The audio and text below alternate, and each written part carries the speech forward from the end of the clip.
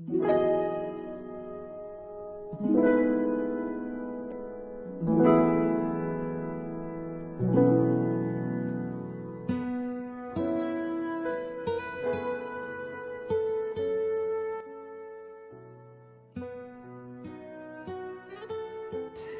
pagi Bapak Ibu yang berada di rumah. Salve.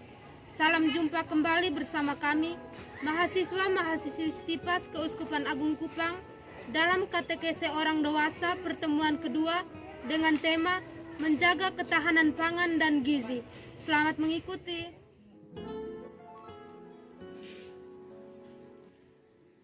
Selamat pagi Bapak Ibu, saudara-saudari yang ada di sini dan yang ada di rumah. Salve. Salve.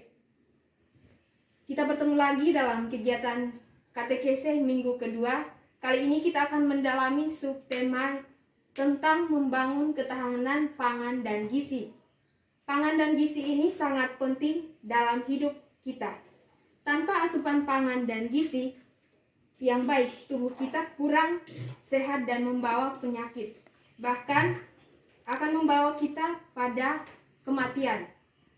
Karena itu, kita bersama-sama coba melihat berbagai kenyataan hidup kita tentang subtema ini dalam terang sabda Allah, sehingga kita dapat membangun hidup yang sehat dan berkelanjutan dengan dukungan pangan yang sehat dan bergizi untuk tubuh kita. Maka mari kita siapkan hati kita untuk memulai proses katekese kali ini dengan lagu pembuka. Mada Bakti nomor 366. Ya Tuhan, kami datang meskipun hati gersang, karena kami bersalah semua. Pada Dikau, pada teman, pada kawan serta lawan, karena kami bersalah semua. Kita tandai diri kita dengan tanda kemenangan Kristus. Dalam nama Bapa dan Putra dan Roh Kudus. Amin. Marilah berdoa. Allah Bapa yang Maha Baik, kami berhimpun untuk berkatekese bersama. Kami mohon bimbingan-Mu dalam kegiatan katekese kami ini, agar kami mampu melihat dengan cermat berbagai persoalan pangan dan gizi dalam perjalanan hidup kami. Semoga kami dapat membangun tata kelolaan pangan dan gizi dalam mendukung keberlanjutan hidup kami yang sehat dan sejahtera. Demi Kristus Tuhan kami. Amin. Silahkan duduk.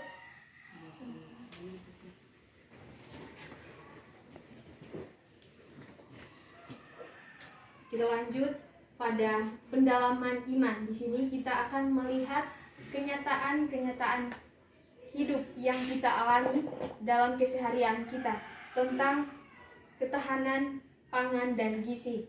Di sini pangan dan gizi ini merupakan unsur yang sangat penting dalam kehidupan manusia. Jika salah satunya ini tidak seimbang, maka ini akan mengakibatkan banyak efek. Kita menemukan kenyataan sekitar 2 juta anak balita di Indonesia mengalami posting atau gizi kurang, 7 juta anak stunting atau kerdil, dan 2 juta lainnya kelebihan berat badan. Sementara 2,6 juta ibu hamil menderita anemia atau kekurangan sel darah merah yang sehat. Kita bisa lihat juga lebih dekat di provinsi kita sendiri. Penderita stunting dan wasting juga masih sangat tinggi. Belum lagi aneka penyakit yang mematikan timbul akibat pola pangan dan gizi yang kurang dalam kehidupan kita. Jadi baik saya akan menceritakan pengalaman saya. Jadi dalam hidup setiap hari, dalam mencukupi kehidupan terkait ketahanan pangan dalam kehidupan saya, uh, sangat agak sulit karena tinggal di perkotaan, di daerah perkotaan seperti ini, sangat sulit bagi saya mencari lahan untuk membuka kebun untuk menanam sesuatu. Mau menanam di sekitar rumah juga tidak bisa karena tidak ada lahan yang lebih untuk membuka kebun kecil seperti itu. Jadi dalam mencukupi kebutuhan itu dari hasil sendiri agak sulit seperti itu. Jadi terkait ketahanan pangan ini hanya didapat dengan membeli dari yang sudah ada, membeli di pasar dan membeli dari orang lain seperti itu. Jadi ketahanan pangan untuk keluarga saya sendiri saja sangat sulit seperti itu. Terima kasih. Mungkin itu saja yang dapat saya sharingkan. Terima kasih untuk Ibu Melan yang sudah men-sharingkan pengalamannya. Apakah masih ada yang ingin men-sharingkan pengalamannya? Sudah pas. Baik, jadi tidak ada. Dari pengalaman yang dibagikan oleh Ibu Melan, kita bisa melihat bahwa kehidupan keluarganya Ibu Melan sangat berkekurangan dalam hal ketahanan pangan. Maka di sini saya mau menegaskan kepada kita semua, jangan pernah putus asa dan tetap mencari jalan keluar. Seperti membuat tanaman hidroponik jika lahan yang kita miliki tidak mencukupi. Baik Bapak Ibu, setelah kita melihat pendalaman iman kita dalam kenyataan hidup, sekarang kita lanjut pada pendalaman iman yang berkaitan dengan kitab suci. Bacaan kita hari ini pada Kejadian bab 41 ayat 25 sampai dengan 36. Saya meminta seseorang untuk membacakan. Marilah kita semua berdiri.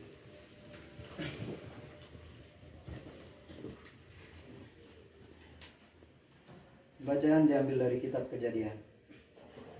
Lalu kata Yusuf kepada Firaun, "Kedua mimpi tuanku Firaun itu sama. Allah telah memberitahukan kepada tuanku Firaun apa yang hendak dilakukannya. Ketujuh ekor lembu yang baik itu ialah 7 tahun, dan ketujuh bulir gandum yang baik itu ialah 7 tahun juga. Kedua mimpi itu sama. Ketujuh ekor lembu yang kurus dan buruk yang keluar kemudian, maksudnya 7 tahun. Demikian pula ketujuh bulir gandum yang hampa dan layu oleh angin timur itu.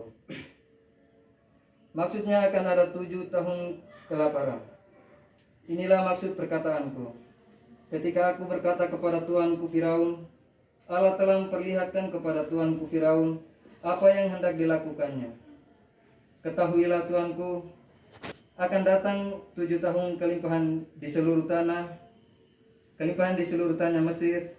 Kemudian akan timbul 7 tahun kelaparan, maka akan dilupakan segala kelimpahan itu di tanah Mesir, karena kelaparan itu mengurus keringkan negeri ini. Sesudah itu akan tidak kelihatan lagi bekas-bekas kelimpahan di negeri ini karena kelaparan itu, sebab sangat hebatnya kelaparan itu. Sampai 2 kali mimpi itu diulangi bagi tuanku Firaun. Berarti hal itu telah ditetapkan oleh Allah dan Allah akan segera melakukannya. Oleh sebab itu, baiklah tuanku Firaun mencari seorang yang berakal budi dan bijaksana dan mengangkatnya menjadi kuasa atas tanah Mesir.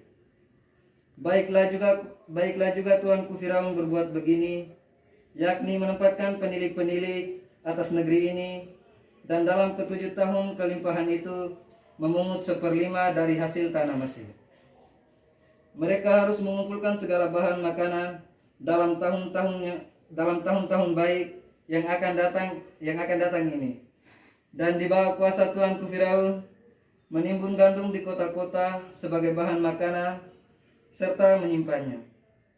Demikianlah segala bahan makanan itu menjadi persediaan untuk negeri ini dalam ke-7 tahun kelaparan yang akan terjadi di tanah Mesir, supaya negeri ini jangan binasa karena kelaparan itu.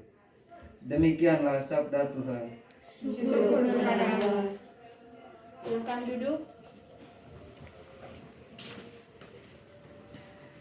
Baik Bapak Ibu, saudara-saudari, setelah kita mendengarkan sabda Tuhan, ada beberapa pertanyaan penuntun bagi kita semua.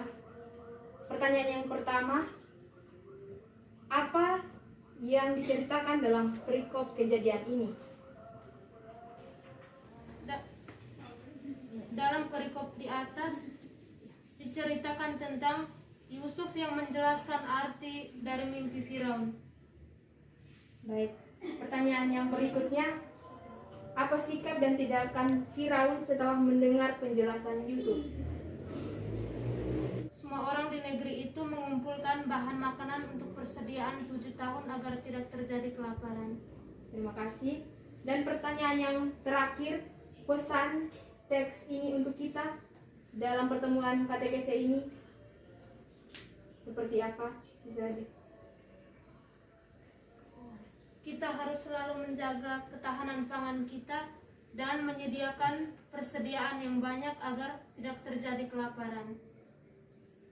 Terima kasih untuk setiap jawaban yang sudah diberikan.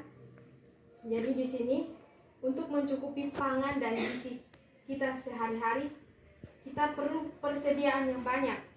Salah satu caranya yang sudah kita bahas bersama tadi, ketika kita tidak punya lahan yang cukup, maka salah satu cara yang dapat menjawab tuntutan sekarang ialah membuat tanaman hidroponik.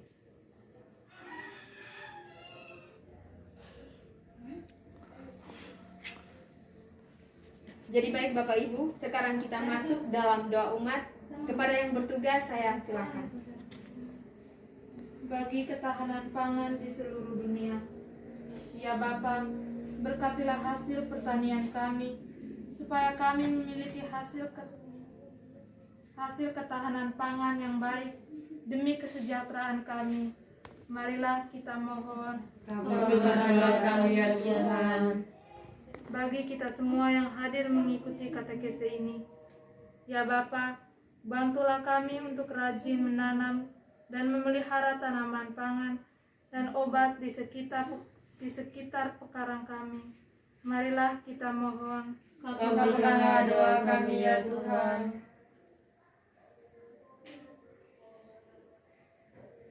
Kita satukan doa dan permohonan kita ini dengan doa yang diajarkan oleh Yesus sendiri. Bapa kami Yang ada di surga, dimuliakanlah namamu. Datanglah kerajaanmu, jadilah kehendak-mu di atas bumi seperti di dalam surga. Berilah kami rezeki pada hari ini dan ampunilah kesalahan kami, seperti kami pun mengampuni yang bersalah kepada kami. Dan jangan masukkan kami dalam pencobaan, tetapi bebaskanlah kami dari yang jahat. Dan baik, terima kasih. Selanjutnya di sini kita sampai pada aksi nyata kita, apa yang harus kita buat di pertemuan kedua kita ini.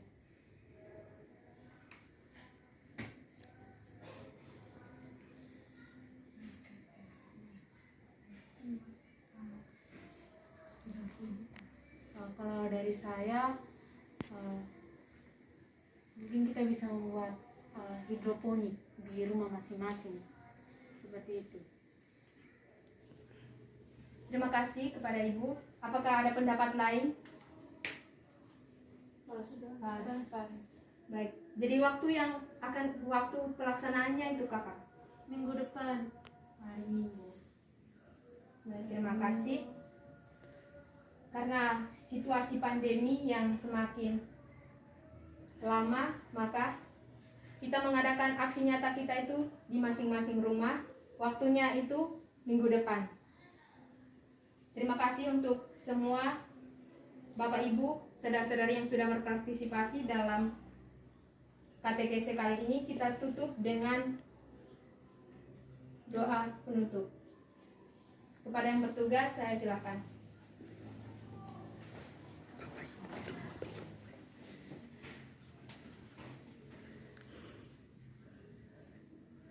Marilah kita berdoa. Ya Allah Bapa yang Maha Kasih, pencipta alam semesta, kami bersyukur atas pangan yang beraneka ragam di sekitar kami. Engkau selalu memelihara kami dengan makanan dan minuman yang selalu tersedia. Kami mohon bantulah kami agar kami bisa membangun ketahanan pangan dan gizi demi kesejahteraan hidup kami. Demi Kristus Tuhan dan pengantara kami. Amin. Dalam nama Bapa Dan Putra dan Roh Kudus. Amin. Kita tutup dengan lagu penutup.